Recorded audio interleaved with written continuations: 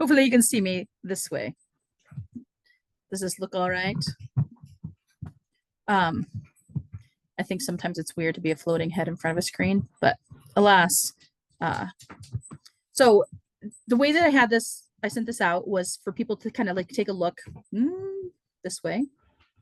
Was kind of like, if you think about how long you teach your whole class in terms of minutes, every time they walk in the door. So when I taught elementary, it was 70 minutes.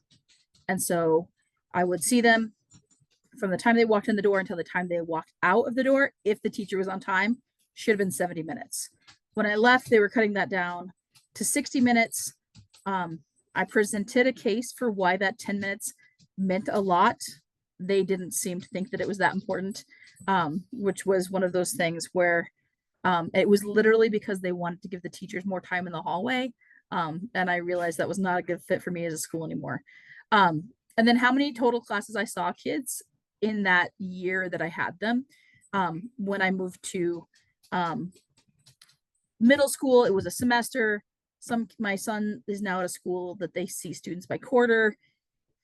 The work that I do with art teachers in Alaska, they see kids in a band. So they teach kids a curriculum scope that is across 2 grades. So they'll see kinder, first grade, and they'll teach them one set of curriculum across those 2 years. So they see kids 18 hours in kindergarten and 18 hours in first grade for a 1-year curriculum across 2 grades. And then talking about, and I always pulled out like the first day they're coming in where you're kind of like learning their names and where they're sitting and the seating charts. And then the year, like cleaning up. And that looks different in different communities. Speaking from a visual artist, people who teach music, you are gifted in ways that my brain has no concept of. I like to think of people who teach middle school music maybe as closet masochists. Mainly only because my son is in junior high band and I feel for his teacher every time I go to one of those concerts. You have all my respect, all of it, especially knowing that Christmas music starts like in April, it feels like. So what that looks like in terms of like, do you get to, like, I also know like concerts sometimes go all the way up to the very end of the school year. So maybe you don't end up needing that last day as like a giveaway artwork day. So kind of knowing how many days you actually end up are teaching content would be what that total classes looks like. And then what transmission minutes looks like and cleanup minutes. Cleanup minutes, if you were a dance teacher, might not be what, cleanup minutes with a paint class, if you were doing painting or printmaking would look like. So this is why this is really kind of unique, and we don't want to say one size fits all. It's really where you're at. And I've been in situations where my Monday classes and my Friday classes had different amounts of time than my Tuesday classes. And sometimes my 8 a.m. classes had different amounts of time than my 4 p.m. classes. And my kindergarten classes had different amounts of time than everybody else because I saw them twice a week. So they had 2 cleanups a week instead of 1. And then how much time I was giving instruction, which also changes depending on how old kids are. And so then you actually just do math. And so you end up figuring out how much time you see kids in minutes, and then you divide that by 60 and you end up with hours. And as what that does, and I figured this out because my second graders were being so naughty, that they were gonna, I was like, I think you guys have more recess in one day than you have art in a whole week. And they were like, no, we don't. And so I was like, let's do the math. And sure enough, they had more recess in one day than they had art in the whole week. I think the mail's here at my house. So if the dogs are in the background, my apologies.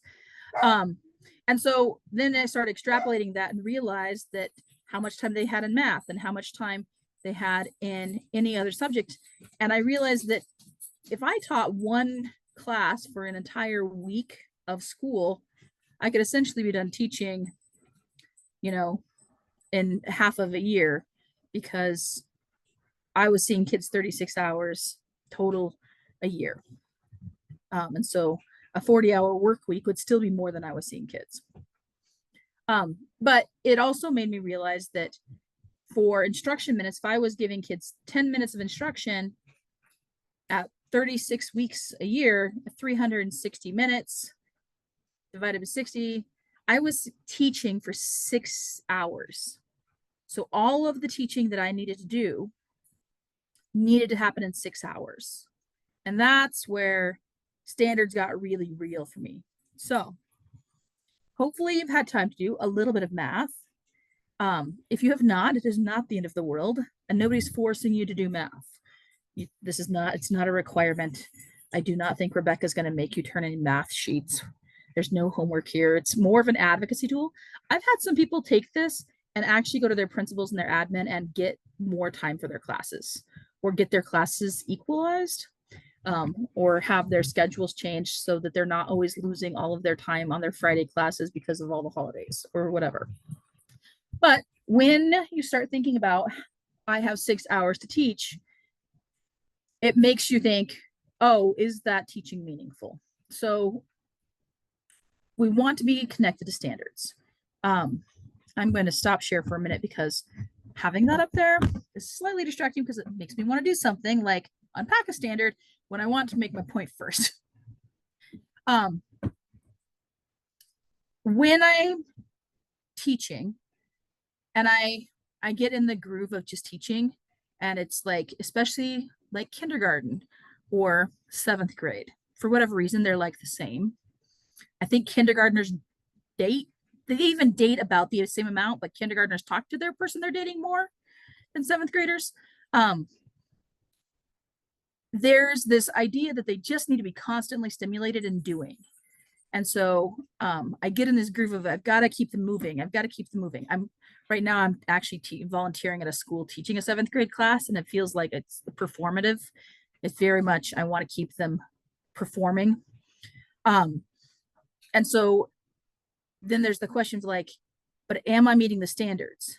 And so sometimes, and there have been times when I'm like, all right, any good teacher, and I've thought this for years, any good teacher should be able to take whatever they're doing and connect to standards and say, yes, I'm meeting standards. And I think generally that's true. For the most part, anything we're doing does connect to standards.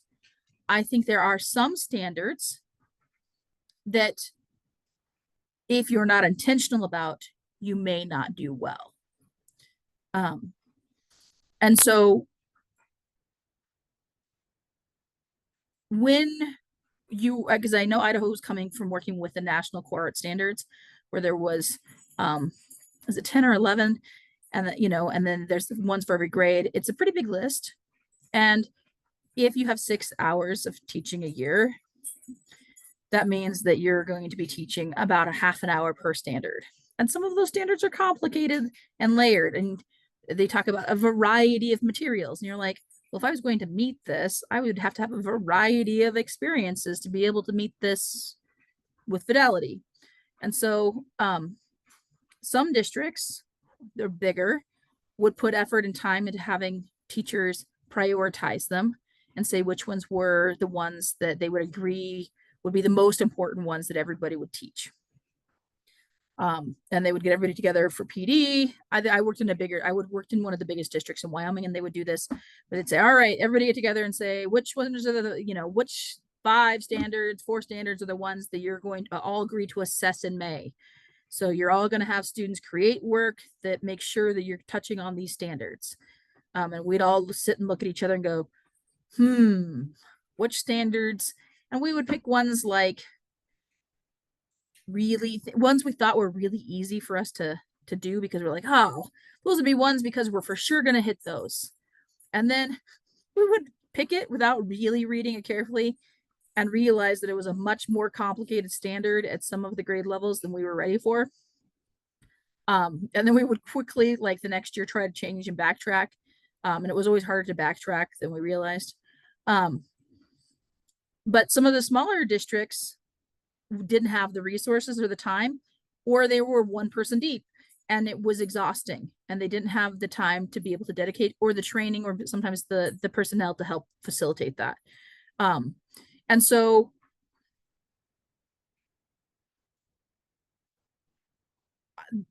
I know there are districts that may take the fact that you guys have reduced the number of standards in Idaho, and try to lean into that as a reason that art is going to be easier for them to take off the table or to push to the side.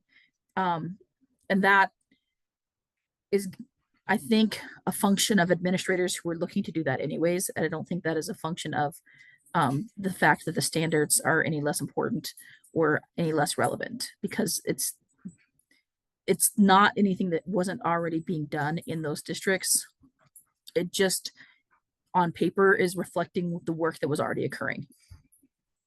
And it is unfortunate, and it is a lot about advocacy, and I think a lot about administrative training. And I think that is a work for you guys' Department of Education. A lot is to work with the administrators to train them into what it looks like to have simplified standards, because it is, I am sure if Idaho is like Wyoming, which I think a lot of states tend to work together in some of these things, is arts is not the only ones who simplified their standard frameworks.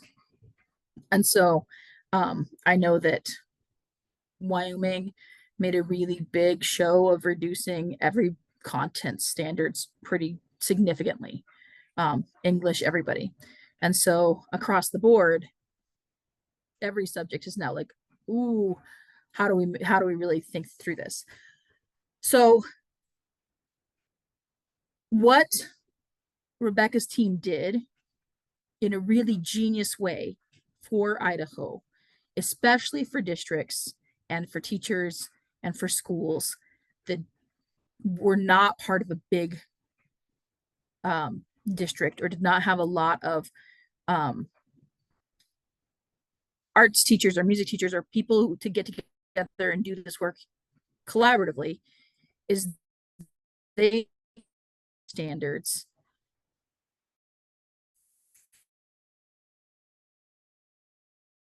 for you. And so they look at standards and that students would for sure have access to. That isn't necessarily, and Rebecca, now check me if I'm wrong here, because this is the way that I understand it in terms of the way that we were given this information in Wyoming. It doesn't mean that was always a guarantee of the assessment wasn't necessarily tied to standards. Like we were definitely, that was the goal, was to make sure that students were learning these things, but we were not being asked to do multiple measures of assessment towards each one of these standards. We were being asked, saying that these were the ones that we were trying to make sure that students had as a floor. But there was not, there are some districts that take up standards referenced or standards based, and reference to based have some technical differences that people should be aware of if they decide to go those routes as a district. If a standard does go standards referenced or standards based, there is some technical things related to assessment and standards, but generally that isn't coming from the Board of Education, the state Department of Education or the state Board of Education. That really is a district driven thing. Am I right on that? I just want to make sure. Yeah, you're correct. So the legislative intent from the board was to reduce the number of standards, to take out all assessment and proficiency language, because that was up to districts, and also up to districts on where you placed your standards, right? So you'll see, for example, the visual arts standards, we don't have a lot of elementary art specialists. They tend to, we tend to have the gen ed teachers in our rural districts take care of a lot of that. So we combined a lot, and you're exactly right. This was strictly choosing priority standards for our rural districts. But So, the districts get to choose their assessments, where those standards lie within their classes, and also the proficiency or assessments tied with them. and I would imagine that districts are still able to bring in more standards if they wanted to bring some back in. Correct, because this is bare minimum, and if that's the The floor, law, not the ceiling. yes, and if that's the law, if the Department of Ed says this is the bare minimum, the national standards did not make sense for Idaho because there was no way that that could be the bare minimum, even in our largest districts. Yeah. So all of that to say, when you have 6 hours in elementary, like I did, the floor, 5 standards or 4 standards, became much more doable than 10 or 11 standards. And having them grade banded meant that it gave me some latitude so that when I went to go look at benchmarks as resources for kind of knowing, it helped me. So if I had students who were struggling, then I could look at the lower bands and I could go back and go, all right, so this is banded like 3, 4, 5. I could look at the 3rd grade benchmarks as kind of a scaffold to help me get students towards what would be, in my mind, like a 5th grade proficiency by the end of 5th grade. And that's not always necessarily how those are used, but in my mind, that was helpful when I was looking at like what I would want students to have looking towards that. So with all that being said, knowing that I didn't have enough time, but then also going, some of these don't make sense. How do I use these with kids? This language isn't super accessible. These standards, like I can't just go hand these kids a standard. I can't go hand parents these standards. I can't have my administrator these standards. My administrator doesn't know what this means. And then there are some standards, because I've worked with the National Core Arts Standards with some districts, and we get to some of those and we're like, I'm not sure the art teachers know what these mean. There are some phrases and we're like, and actually I've talked with some of the people who wrote the National Core Arts Standards and I was like, so do you want to tell me what that phrase means? And they were like, oh yeah, that was problematic for us too. And I was like, you wrote it. They're like, yeah, we really wanted you guys to really think that one through and do your own research. And I was like, well, that's not super helpful for the people who don't have time to do the research. So let me walk you through the way that again, 2nd graders are a really specific kind of human. They think so concrete. They are like, I feel like we could replace the law profession with 2nd graders. They look for loopholes. They have the memory of a steel trap. They absolutely will never forget that you told them something. And they just take it at face value. So when I was trying to explain standards in kid-friendly language, I needed 2nd graders to help me figure it out. And so I actually did this process for the first time with a class of 2nd graders. And if I can do it with 2nd graders, I've realized I can do it with anyone. And so I'm going to share my screen again, and we're going to walk through this process together. I did pick the top level. I usually pick the visual arts level, but I realized that's not super helpful in a mixed group of company with music and all of the different arts, because in the weeds of music and things, y'all standards don't make sense to me.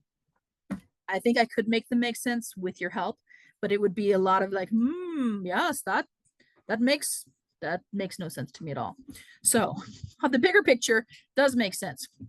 So the Idaho Anchor Standard 5 is I've got to get this bar out of the way. These drive me crazy. These toolbars are never where they need to be. I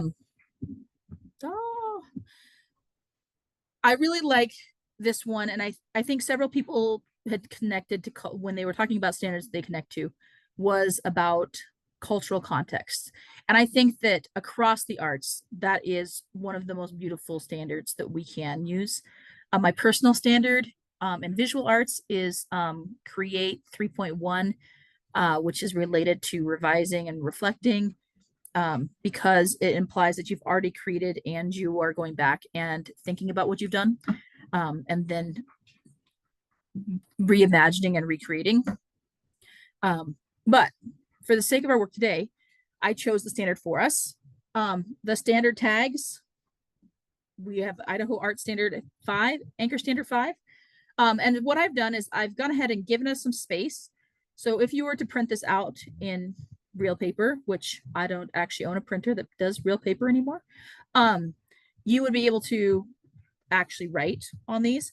And the words like and with, or and or to really have some pretty serious significance, because it means that you're going to be to meet the standard. Ideas and works need to be addressed in this. And or gives you some leniency, because societal and historical or historical could be used. So some things to think about, but generally I underline almost every word, with the exception of some ones that are kind of connecting that wouldn't change anyways, but are pretty important for us to understand. So I'm going to pick, and this is going to be slightly more awkward with Zoom, because to be able to see my screen, you guys now don't really exist in my world. So you're just going to have to open your mic and be awkward about overlapping voices, and it's going to be okay. And you don't have to say sorry. You can just shout on top of each other, because we're going to come up with 5 different words for each word that's underlined. As soon as I get the right tools. Nope, I'm gonna have to keep that open. So what are, in kid-friendly language, let's pick, I like middle school, like let's think of 6th graders. With 6th graders, what are 5 words that also mean relate? Connect.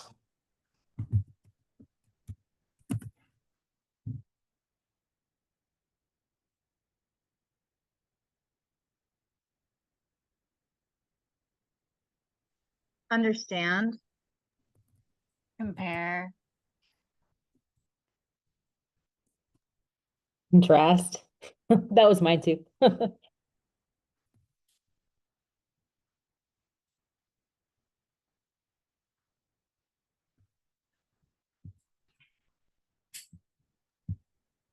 have one more. Link. Oh, Samantha beat me to it. Link. If you guys are typing in the chat, I can't see it, so somebody's gonna have to say them out loud to me. Sorry. Is there any in the chat I missed? Nope. Okay. Link was the last one. Perfect. All right, artistic.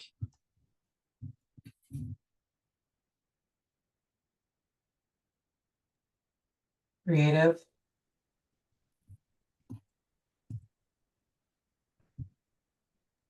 Aesthetic. Imaginative. Expressive. Original.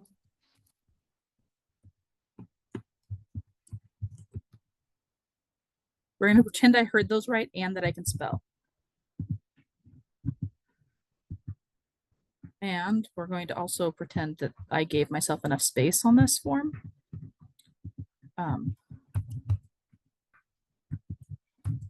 Clearly, I took into consideration all of those things.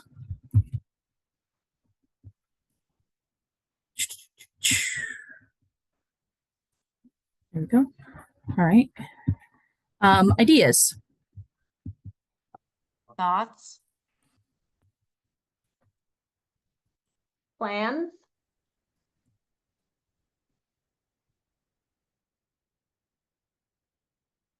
Intentions. Suggestions.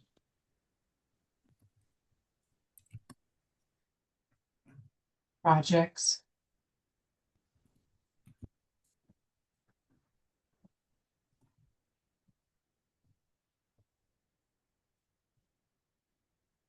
Ponderings.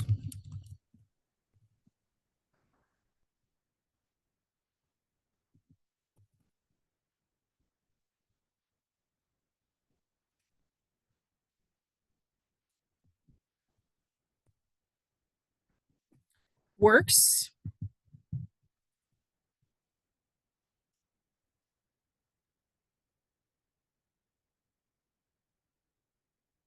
Collaborates.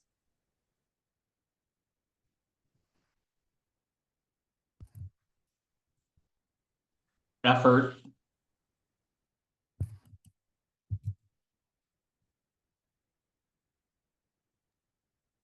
Tasks.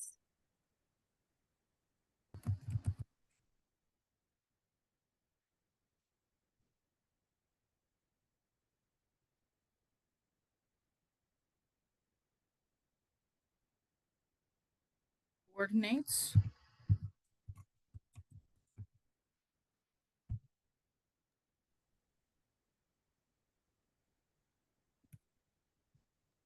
Projects could go here. Projects. Kirsten said creations in the chat.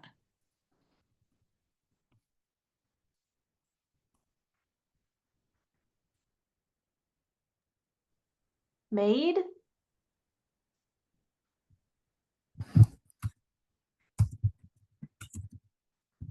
Crafted.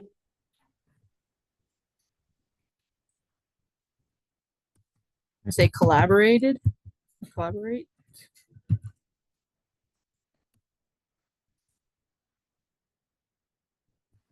Incorporates.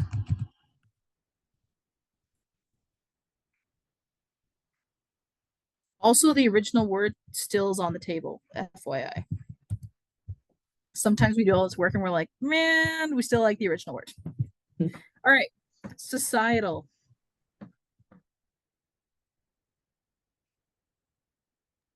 Community.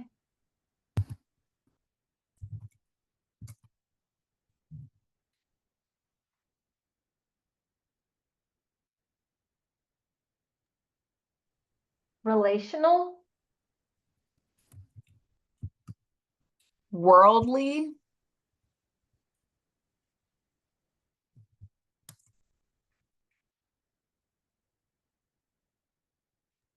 General.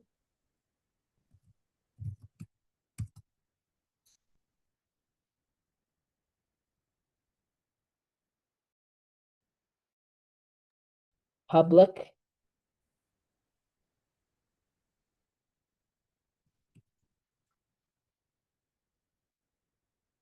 Any others we want to add? We can cut it at 5 too. Society is always interesting, especially when cultural comes next. Cultural.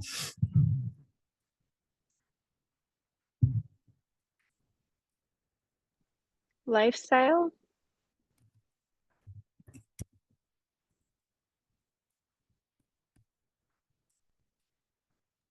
Folk. OLK. Tradition. No.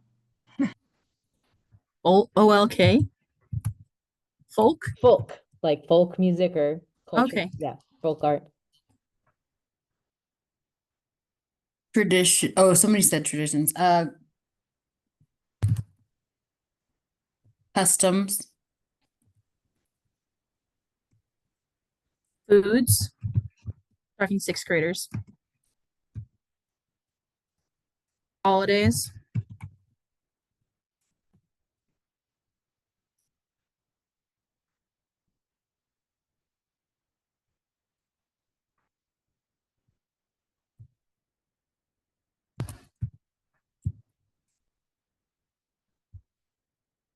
Historical. Viewpoint.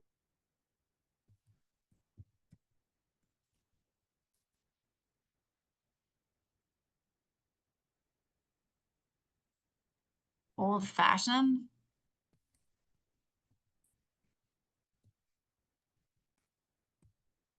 Heritage.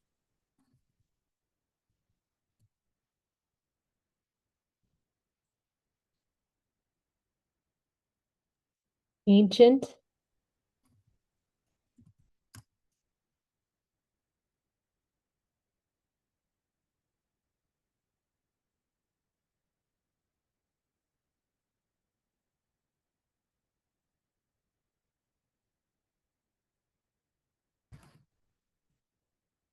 Throwback.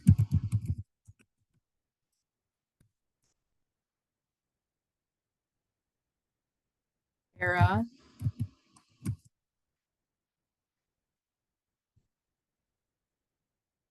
Vintage. Context. Environments or situations.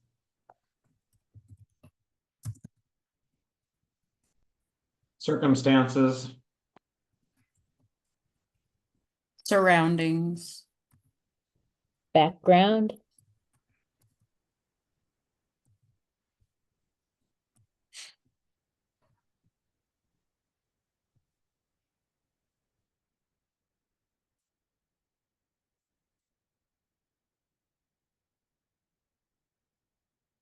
Okay. Deepen.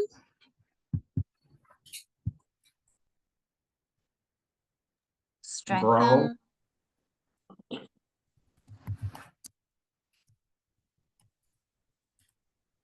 Josh said, understand. Rigor. Expand.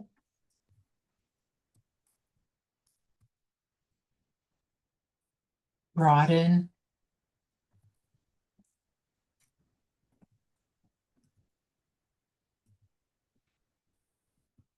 I think I spelled that right. Let me check that.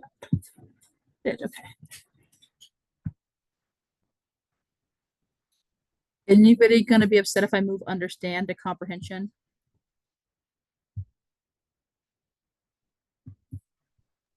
Nope. Comprehension.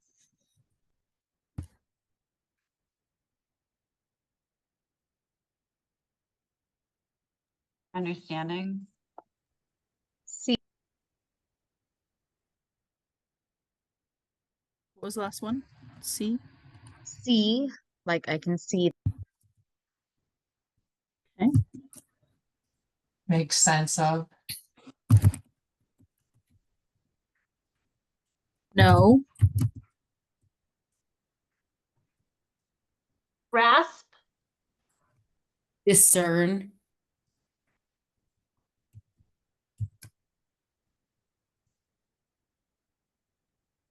Embrace. Realize.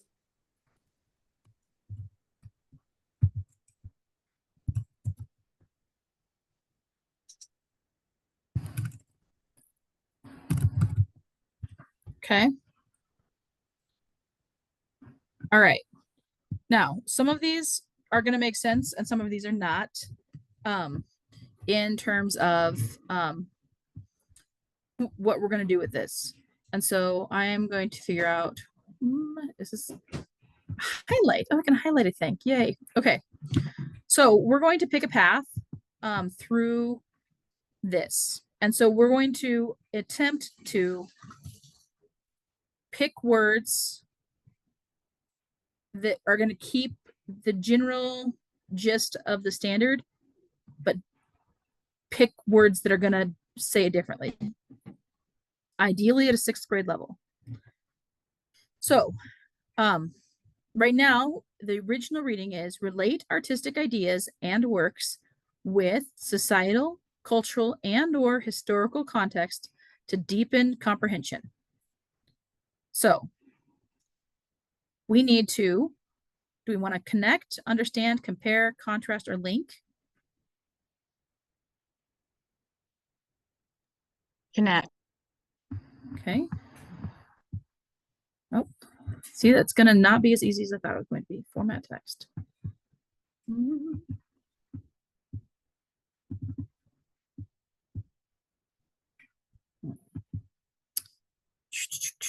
I need like a circle thing. Nope, don't need a signature. Oh, I can draw. Yay! All right, so we're going to connect artistic, creative, aesthetic, imaginative, expressive, original. Original. Okay. Ideas, thoughts, plans, intentions, suggestions, projects, ponderings. Thoughts. Okay.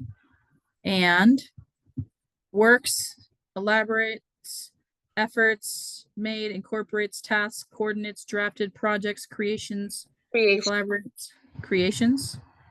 See, we were still getting the hang of this. See, this is why we need to work as a team. With societal, community, relational, worldly, general, public.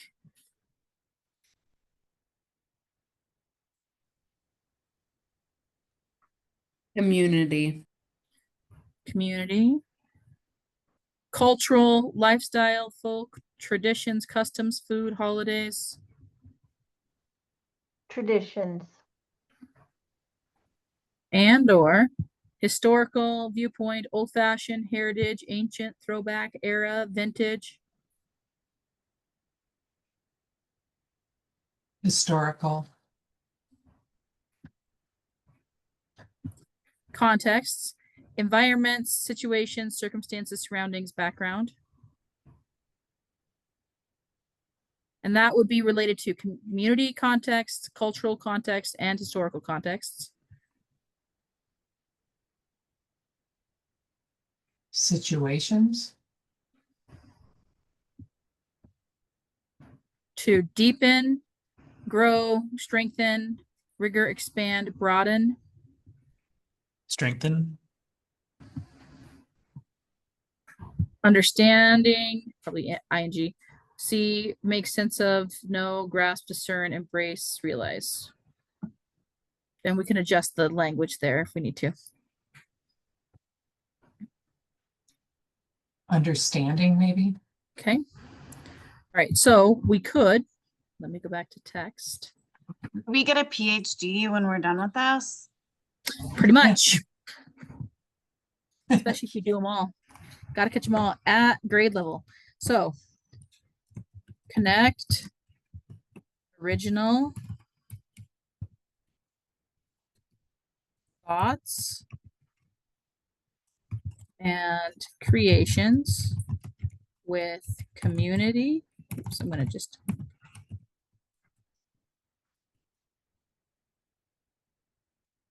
and oh wait, let me get lost. Thoughts and creations with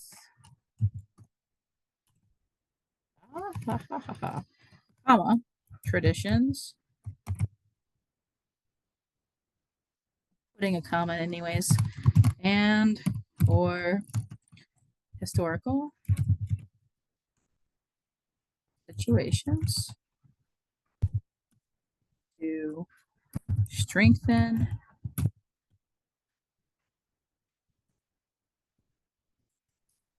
understandings.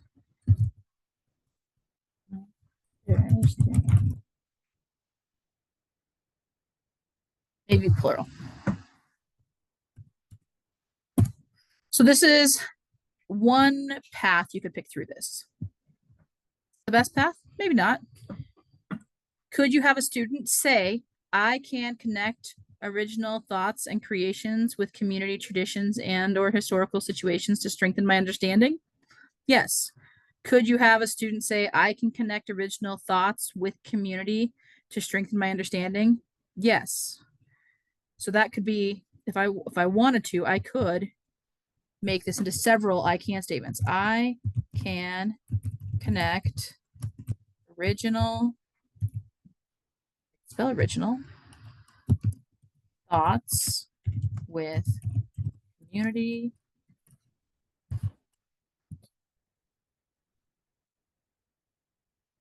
This is where you'd be like, is context just historical or is context with everything? Okay, we're going to say just with historical for the moment. To strengthen understanding. Strengthen my understanding. Woo!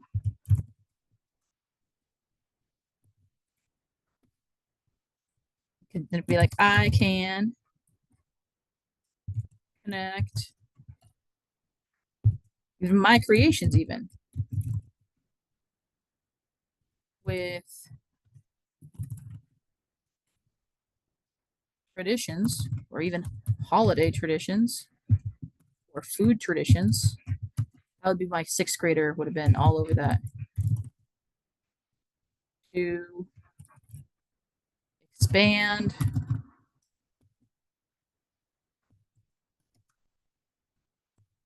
my comprehension. So then you could change, you can take those literally, the whole thing, copy.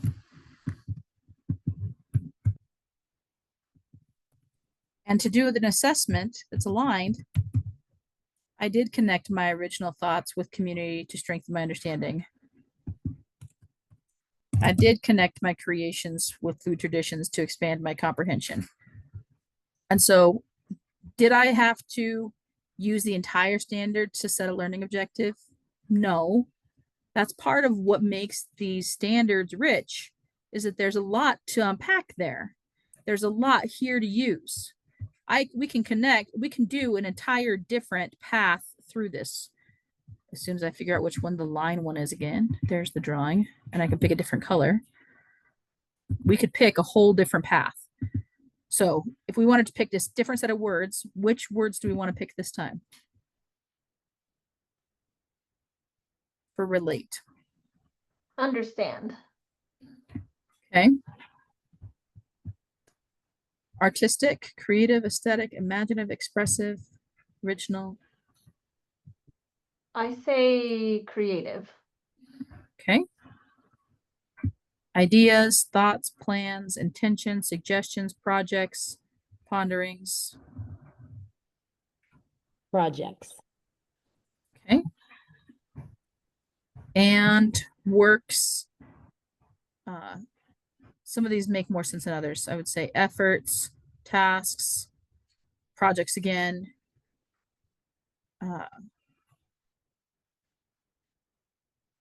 I might say projects here and then plans and projects.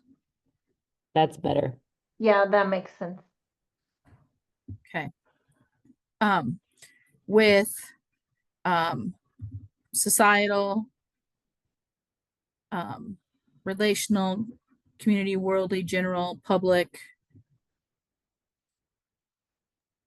Worldly. Okay. Cultural, lifestyle, folk, traditions, customs, foods, holidays. Can we keep cultural? Yeah.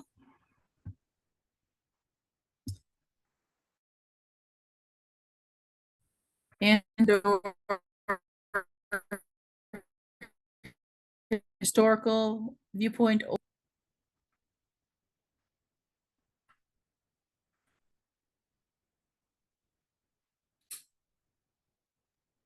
I still think historical is the better word out of all those. Yeah, we're working with sixth graders though. Make it fun and say vintage. I think boomer. 6, 7. My kid would hate if I said that. I saw someone turn that into a Halloween costume, and I can't wait to see the cringe factor of that middle school classroom. Right. I've been teaching this week, just like volunteering, and I've had like, I would say 5 different kids slyly incorporate it, and 3 do it really well.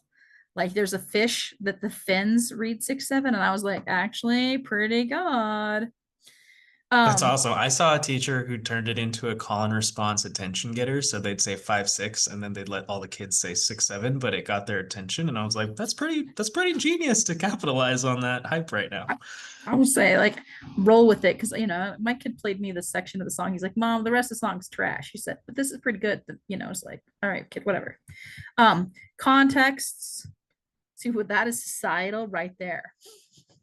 That is public, societal. The kids would be like all over popular content right there. Context, environment, situation, circumstance, surroundings, background.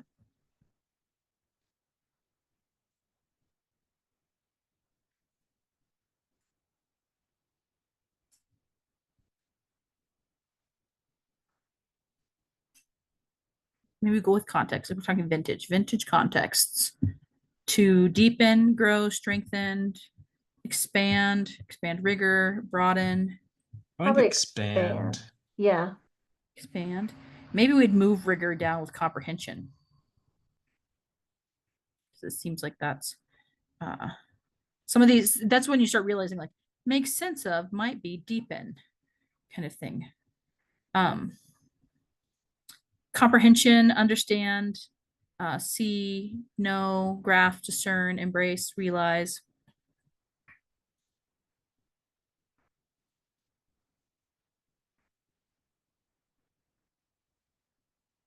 Figure out.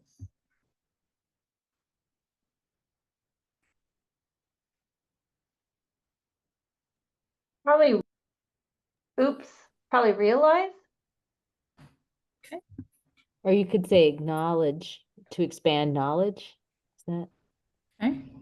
Oh, I didn't see We're gonna that. say Yeah. no, but we're gonna add knowledge. We'll make it a whole word. Okay.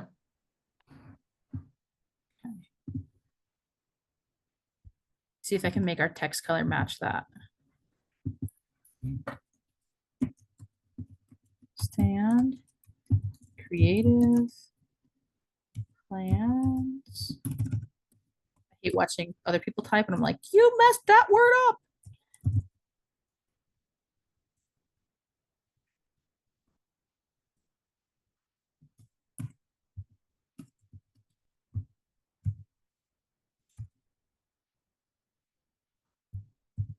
Maybe we're say worldly culture.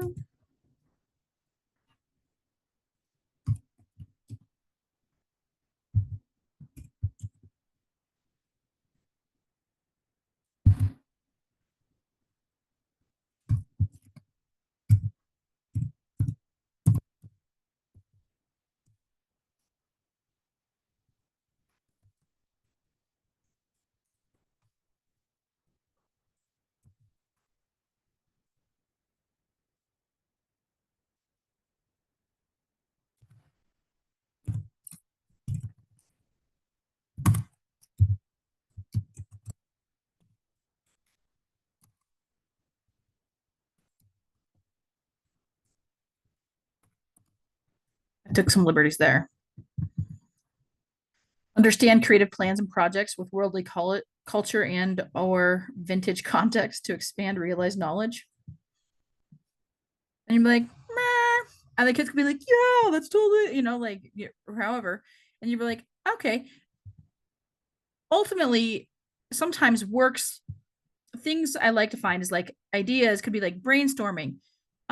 Works, depending on your discipline, for me, that could be like painting, drawing, photography, lithography, sculpture.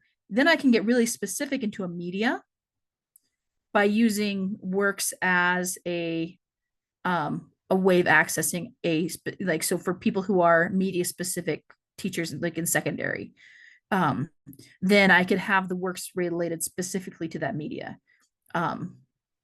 I would imagine that might work with musical instruments or movements. Yes, it would. Okay, yay. Or composers, right? Or Yeah. bodies of work. Yeah. Yeah, and so those are just, and then you could same thing. You could start being really specific. I mean, societal, I could, cultural, we could be talking about historical context. Maybe we'd be talking about specific movements or cultural themes within different art, Or like maybe eras of Dada or something, futurism or all of the crazies, some expressionists happening. And so those sometimes you can stack some of these things. I've actually I've unpacked these with students. I've unpacked them as young as kindergarten once. It was kind of exciting. I've found and discovered some really interesting holes of understanding for students when we got to value as a term, and all of my students made value monetary related instead of color hue value. And I realized I had some reteaching to do on some terminology that I thought we are all on the same page. And so sometimes I don't like to unpack, again, 6 hours. I didn't unpack everything, but I tried, like I had kids I usually got kids every 2 to 3 years. They worked at a military school, um, public school on federal land. And so I had like 95% military kids. So every 2 to 3 years, I had new kids. So every 2 to 3 years, I might unpack a standard with kids. It wasn't all the time, but they knew how to do it with me. But so this is kind of where I went with making these standards really expansive. And then I could really take this pretty far with building my own curriculum out. Rebecca, did you want us to go any further? There is a third page when you guys got this packet, just FYI. This is kind of how I take this into curriculum, just so you know it, because I have it as a packet. This is kind of where I go with it. It's the what we do. And then this is the I can, and the I did is the bun that I put my learning on. And I bring in an artist or a real life connection to make it tasty, so it's not a boring burger. And then these are the rest of the standards that you can connect with. So your anchor standard 1 would be tomatoes. And then your standard 2 would be lettuce. Standard 3, performing or presenting, would be pickles.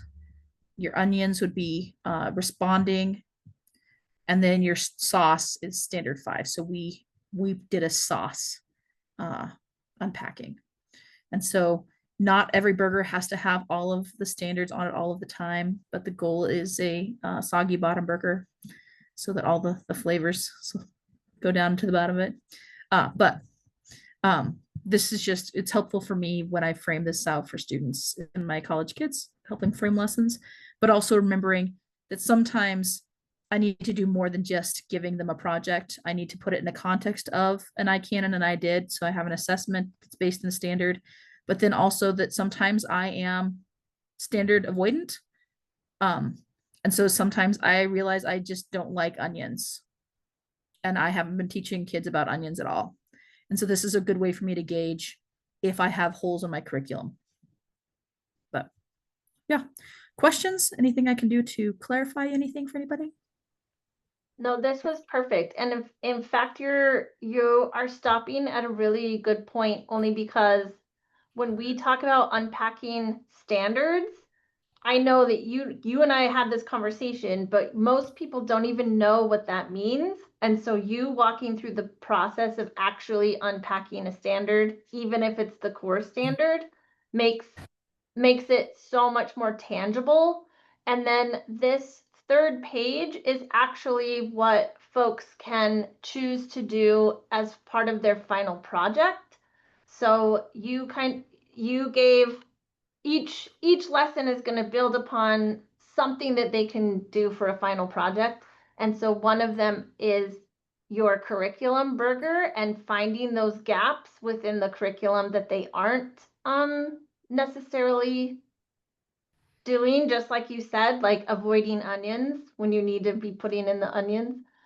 So what I think we'll do is just allow for questions. Is that okay? And then for those that are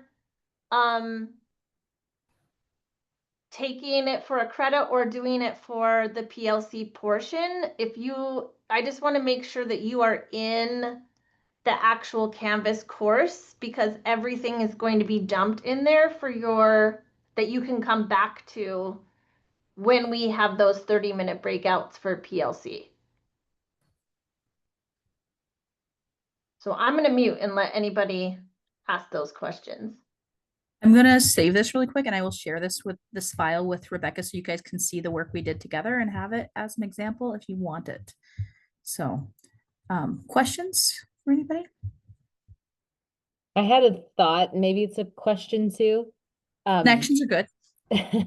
Well, with the on this page with the meat of the learning, the last time I did this standard-based, like building in standard-based reporting, it made everything the meat. And so we had like 7, relating back to the burger, like everything was equal. And it's like, well, when you're teaching music, not everything in the standards is equal. So like figuring out how to make it like a burger like that, but also like put that in a report card is kind of like the challenge that I'm looking at of like, how do I So- prioritize it like that? So this is where what I teach my students to do is thinking about like throughout a quarter. So you have 5, and so you'll have 4 quarters. So there's one quarter that generally ends up with 2, or there's one that kind of supersedes over each quarter. But I have my students focus on one standard, and that standard becomes like the flavor of the bun for that quarter. Where if you think about like a toothpick that holds an, like, when the olive gets put on the toothpick and that goes on top of the bun as a decoration, like maybe that instead of like an olive, maybe that's an onion ring is on top of the bun. And so that quarter would be a standard 4 quarter. And so all of like the assessment where I'd be actually like assessing for understanding would be through the lens of onions, but we would still have the other standards we'd be having to make it a really good, solid learning. But I would only be really focused on looking for understanding related to onions. Just because as arts people, we have so many students. And to have and be checking proficiency on all the standards all the time is insanity. And it's not with best practice. It really isn't. So you're saying like you're still doing all the things, but what you're reporting out on is that like the flavor of how you. Yeah. Okay, that's an interesting way to look at that. Yeah, also, I have never had a lot of pushback on that, mainly because most administrators don't even know what I do. And so they're just happy I'm doing something. The times it gets weird is when they build all of the standards into their report cards for all of the quarters.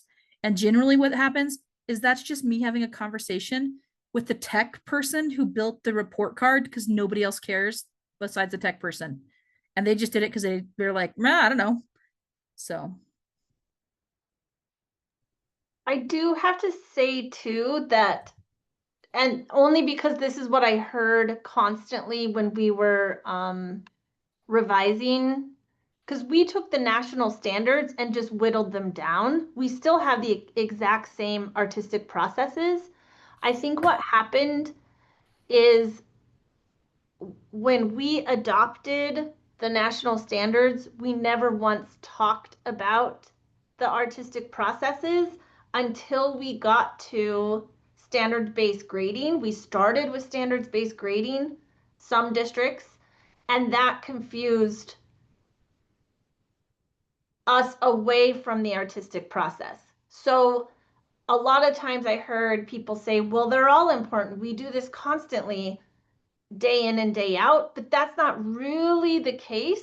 If you really did unpack what the standard is saying and creating that learning objective, you will see some holes. That is a thing. Like, for example, I will say that music people and I'm saying this because I'm a music human, I probably avoided that creative stage of improvisation and composition because I focused heavily on performance and music literacy. Whereas I don't think my colleagues, my visual arts colleagues or my theater colleagues stayed away from that as much because they do a lot of improvisation and creation. Music people have a tendency to read what has been given them off the page. So I think that that's the disconnect, is that we were basing standards-based grading on skills, not on artistic processes. And maybe someone can correct me if that's wrong, but that's kind of what I saw in moving from a teacher role to the needing to unpack standards role. I feel like I'm justified in my approach to this, in that the district I worked in had training with DeFore and Marzano's people. So like we brought Marzano's people out for like 3 or 4 years directly with the people who were doing the research with Marzano. And then we all got sent to do PLC work and things with the DeFores and with the PLC. And so all the data and what does data look like in the arts and what does the process look like and what and listening to people say, oh, well, we really didn't think about you when we built this model, over and over and over again, made me go, okay, well, if you didn't think about us, what would this look like? And they're like, oh, well, that makes sense. And so realizing again, sometimes they build the cart and then realize that we're not horses, or whatever it is, and be like, well, I guess we're going to try to make this work for you unicorns, but we'll try. So it is, I have found when I do standards referenced grading, that actually this works really well for me, because it allows me to, one, make sure that if I'm unpacking standards, that I'm being accurate to ensuring that I'm actually meeting the standard, because I'm building the learning towards the standard and not attaching the standard as an afterthought to the learning. I teach my students to build their lessons around the standards and not try to find a lesson that looks fun and then attach a standard after the fact, which generally leaves holes. The other thing is that when I focus on a standard or two a quarter, or, like if I break it down so that I'm focused on a standard at a time towards assessment instead of all of them at a time, I really do get a good sense of if I have a gap. It's where I've identified gaps before. And then when I lean into the gap and I look at why I'm avoiding it and what it would take to remedy that, I find that I have some of the best teaching experiences out of those holes, because I usually find that I have to be innovative to address things that I have been avoiding for however many years I've been teaching, because it didn't come naturally. So, anybody else?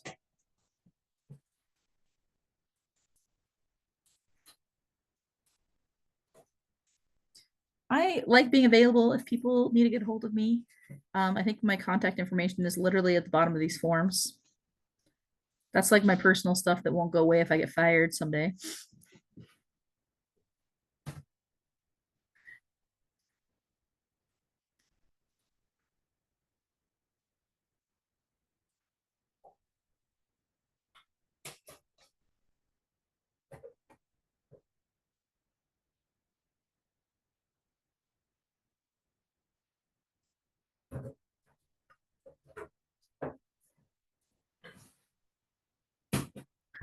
Did I miss anything in the chat?